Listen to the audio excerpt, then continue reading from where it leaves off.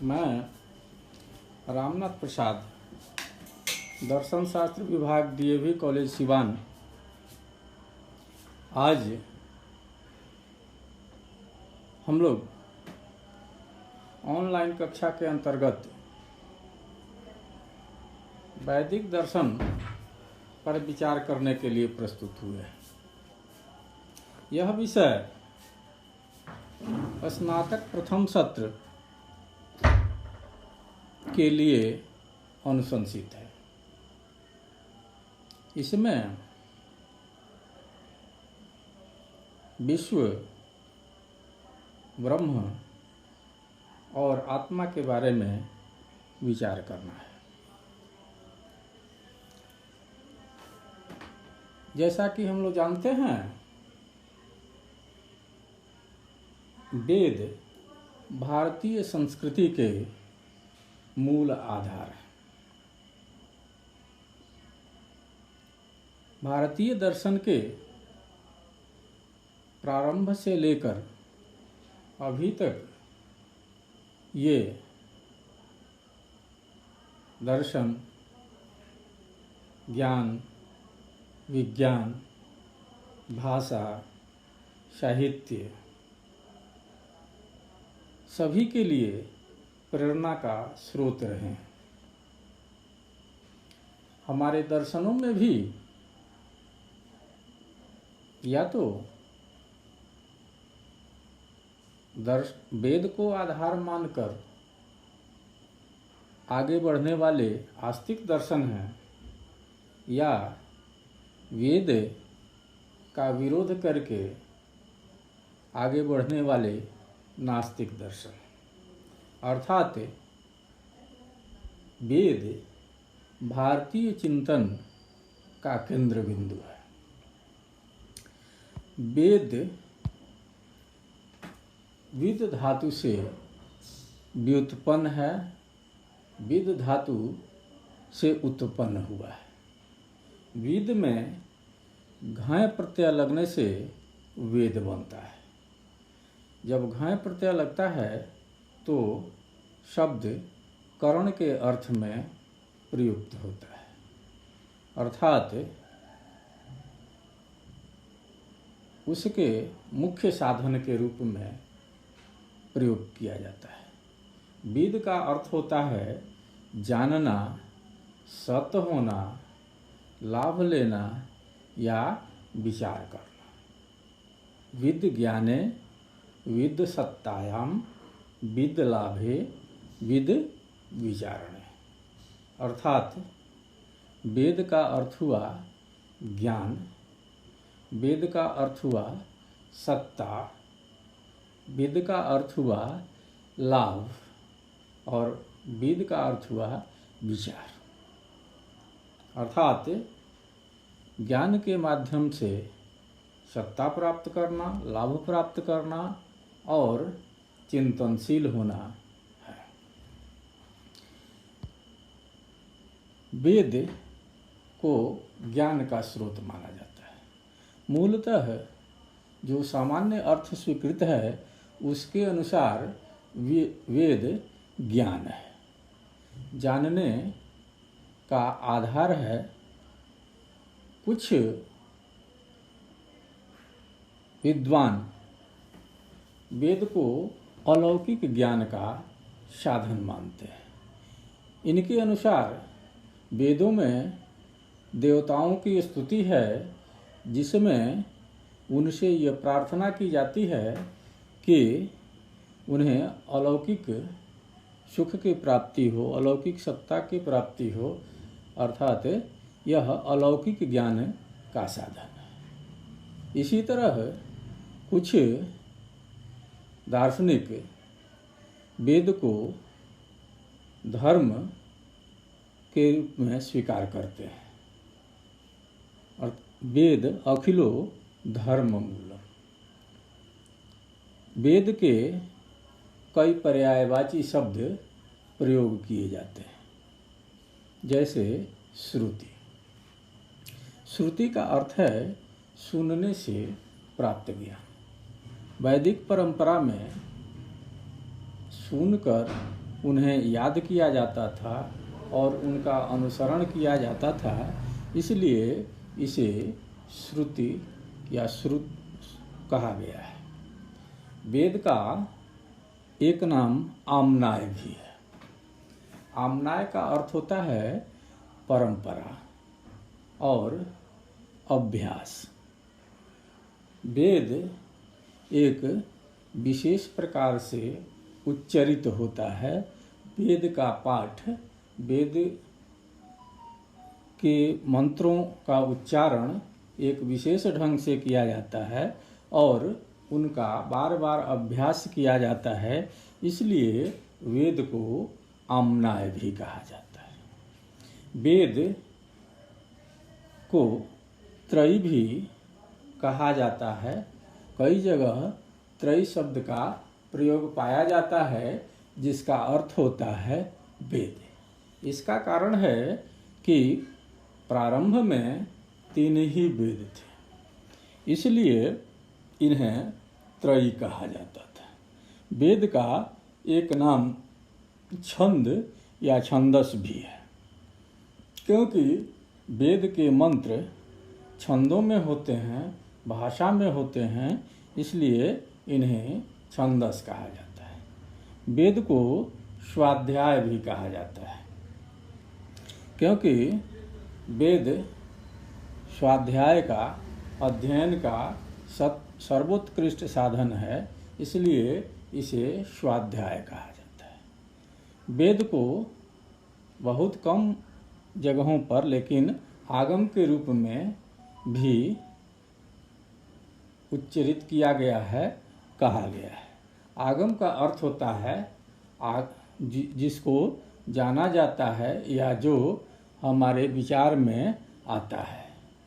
ऋषिरौ मंत्र दृष्टारः, अर्थात ऋषि मंत्र दृष्टा हैं, उन्हें इसका ज्ञान होता है, उन्हें इसका आगम होता है, इसलिए इसे कहीं कहीं आगम भी कहा गया है। वैसे स्मृतियों को या तंत्र ग्रंथों के लिए आगम शब्द का प्रयोग ज़्यादा है। वेद को निगम भी कहा गया है, अर्थात जिनका निगमन होता है, जो ऊपर से आते हैं, उन्हें निगम कहा जाता है।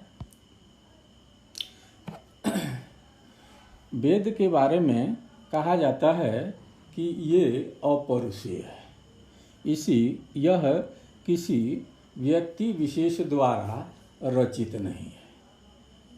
सामान्यतः ग्रंथ किसी व्यक्ति द्वारा रचे जाते हैं, परंतु वेद आदि ग्रंथ है, इसके रचयिता का पता नहीं है। यह शब्द रूप है। यह प्रारंभ में लिखित नहीं था। शास्त्रों में ऐसा कहा गया है कि ईश्वर ने जब ब्रह्मा को सृष्टि करने के लिए कहा, तब उन्होंने सृष्टि के लिए कुछ निर्देश दिए और वेदों के वचन सुनाए। यह ईश्वरीय वचन है, इसलिए यह सृष्टि के आदि से पहले का है, अर्थात विश्व की सृष्टि के आरंभ से पहले का है, इसलिए यह अनादि है। इस वेद को ऋषि लोग तपस्या के बाद जान पाते हैं, उन्हें दृष्टि उत्पन्न होती है, उन्हें वेद का ज्ञान होता है। वे वेद के सृष्टा नहीं हैं, बल्कि वेद के दृष्टा। इसलिए जो व्यक्ति में दोष होते हैं, व्यक्ति में मल होते हैं, वो वेद के शब्दों में नहीं होते। सामान्यतः व्यक्ति क्रोध में, राग में, द्वेष में या अन्य भावनाओं से प्रेरित होकर कुछ कहता है तो उसमें ये भावनाएं सन्निहित रहती हैं, इन्हें मल कहा गया है। यह इससे शब्द दूषित होता है, इसका अर्थ बदल जाता है, इसमें सीधे सीधे किसी भाव संप्रेषण की क्षमता बदल जाती है, यह निर्मल नहीं रह पाता है। परंतु वेद निर्मल है, इसमें किसी तरह की कोई व्यक्ति के दोषों की संभावना नहीं है। वेद चूँकि ईश्वरीय नियम हैं, ईश्वर के द्वारा बताए गए शब्द हैं, ईश्वर के द्वारा कहे गए वचन हैं और सृष्टि के आरंभ से हैं, सृष्टि को संचालित करते हैं, इसलिए इन्हें किसी अन्य प्रमाण से प्रमाणित नहीं किया जा सकता है, बल्कि ये स्वयं दूसरी घटनाओं को प्रमाणित करते हैं, अर्थात ये स्वतः प्रमाण है। वेद दो रूपों में पाए जाते हैं, एक मंत्र के रूप में और दूसरा ब्राह्मण के रूप में। मंत्र छंदोबद्ध होते हैं, जिनके को एक साथ एकत्रित किया जाता है। कई मंत्र मिलकर के एक सूक्त बनाते हैं।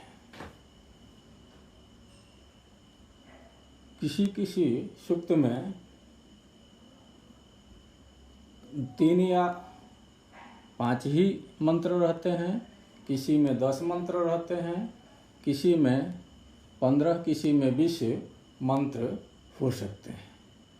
एक देवता के स्तुति में कहे गए एक तरह के मंत्र एक साथ एकत्रित होते हैं तो उसे सूक्त कहा जाता है, और एक तरह के सूक्तों को एक साथ एकत्रित कर दिया जाता है तो उसे ऋग्वेद में मंडल, दूसरे में अध्याय या अन्य नामों से जाना जाता है।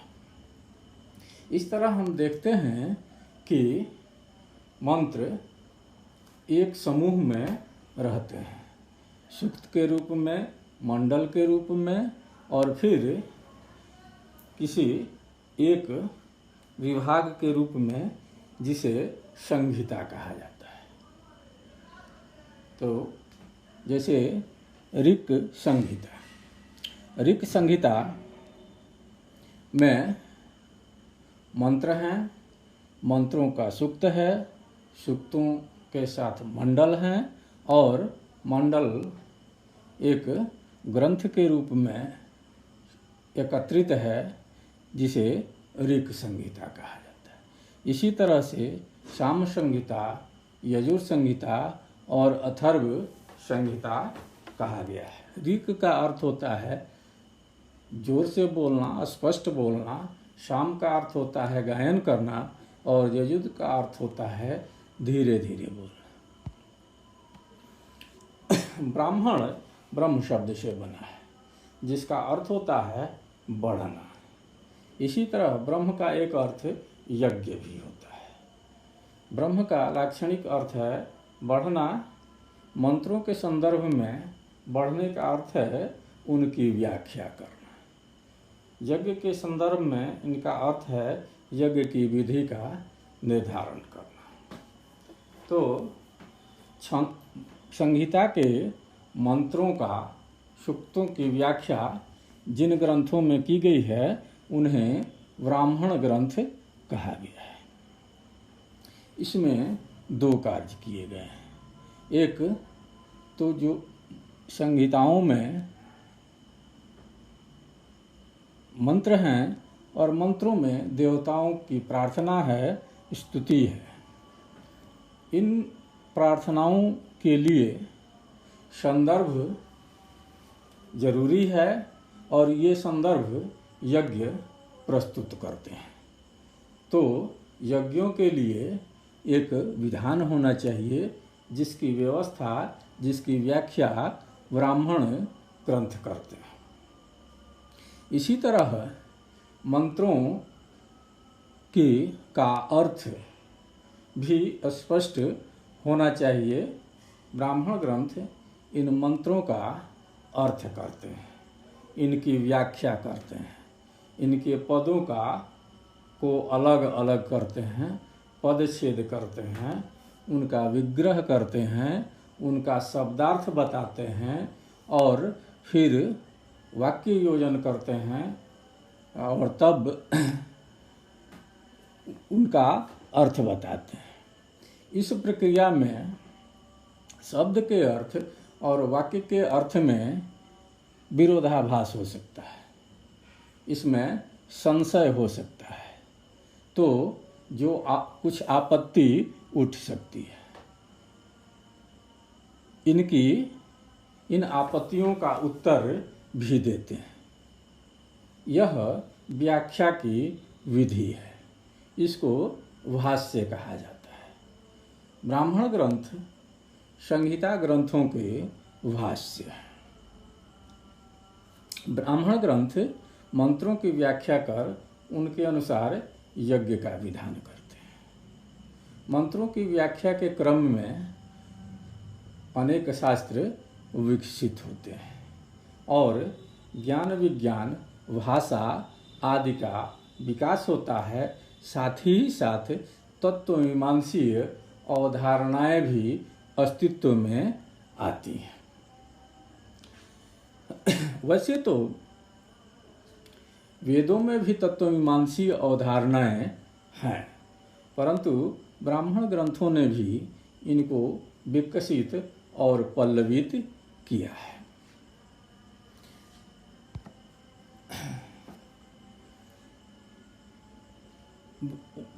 वेद के रूप में कुछ विद्वान केवल संहिता को ग्रहण करते हैं, कुछ संहिता और ब्राह्मण दोनों को वेद का ही अंश मानते हैं। परंतु हम यहाँ वेद के संहिता पर ही विचार करेंगे और देखना चाहेंगे कि उसमें तत्वमीमांसीय विचार अर्थात जगत, ईश्वर और आत्मा के विचार के बीज हैं या नहीं।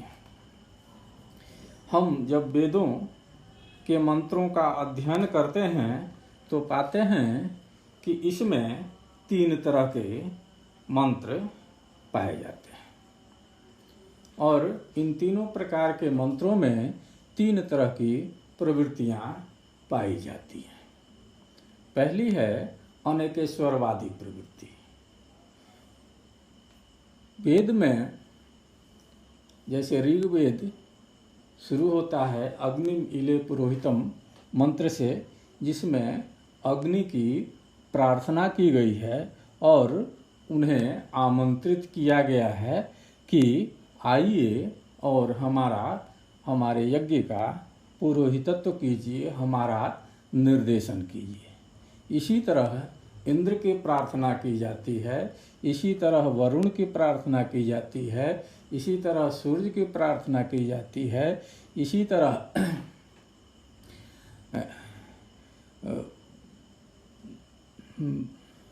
अन्य देवताओं की प्रार्थनाएं की जाती हैं और हमारी आवश्यकता के अनुसार जो हमारी ज़रूरतें हैं उनको परिपूर्ण करने के लिए, हमको अमृतत्व प्रदान करने के लिए, हमको पूर्ण बनाने के लिए हम उनकी प्रार्थना करते हैं।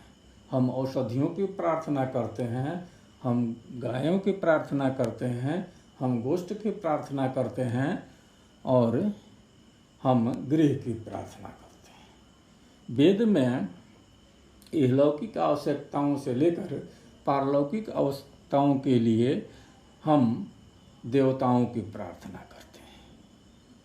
अर्थात वेद में प्रत्येक सांसारिक घटना के पीछे एक तात्विक शक्ति, एक आध्यात्मिक शक्ति की कल्पना की जाती है, जिसे देवता कहा जाता है। प्रत्येक घटना के पीछे एक आध्यात्मिक शक्ति है जो देवता है। जैसे उष्मा के देवता अग्नि है, वर्षा के देवता इंद्र हैं, समुद्र के देवता वरुण है, इत्यादि। यह अनेक देवताओं को मानने की प्रवृत्ति है, अनेक देव में, बहुदेव में विश्वास करने की प्रवृत्ति है। इसे अनेकेश्वरवाद कहा जाता है।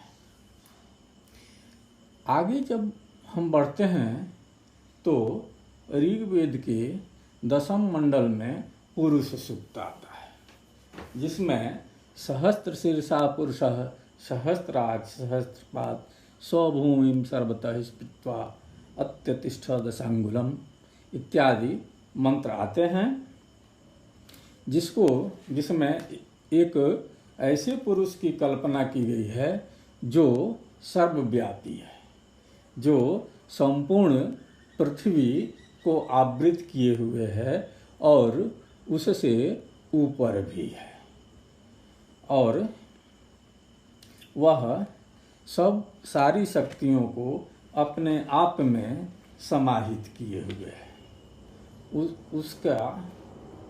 उसके बारे में पूछा जाता है कि उसका मुख क्या है, उसका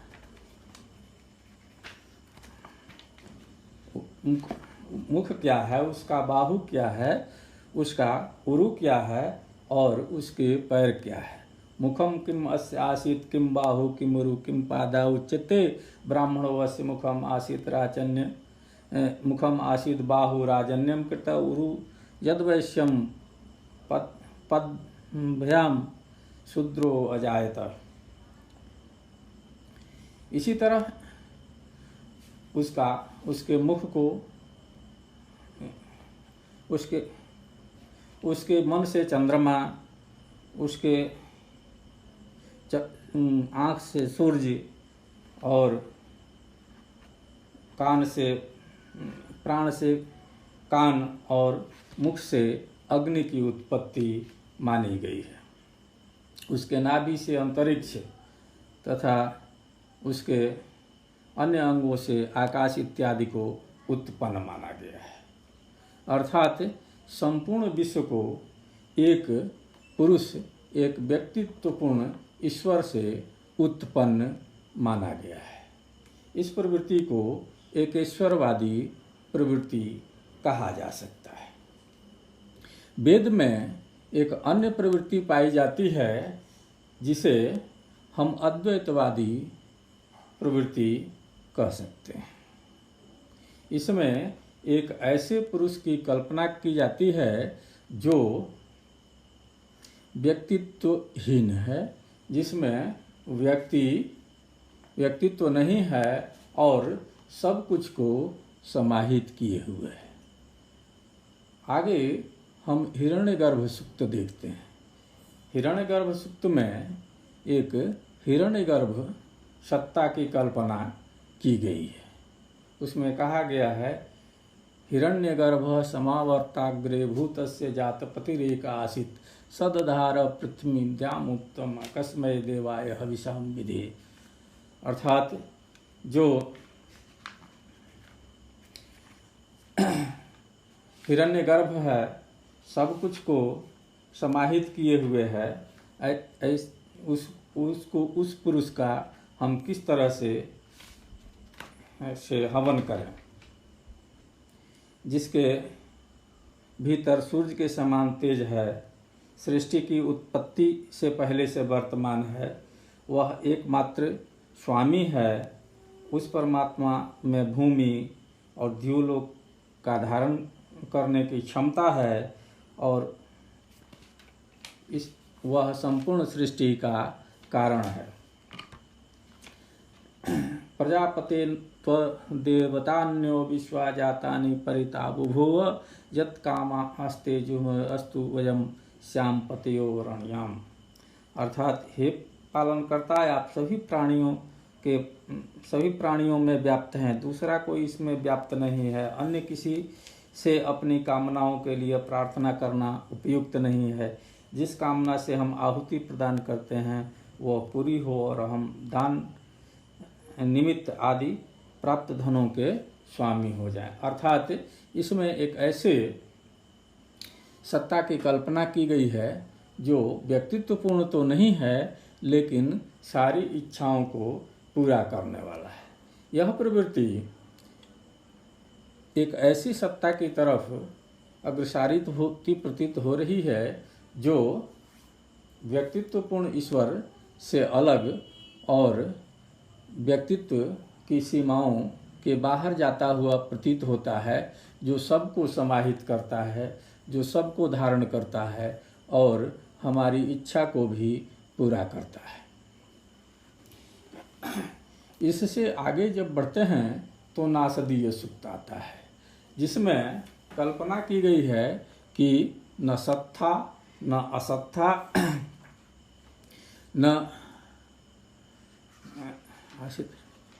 और न व्योम था और न व्योम से, न आकाश था और न आकाश के परे ही कुछ था।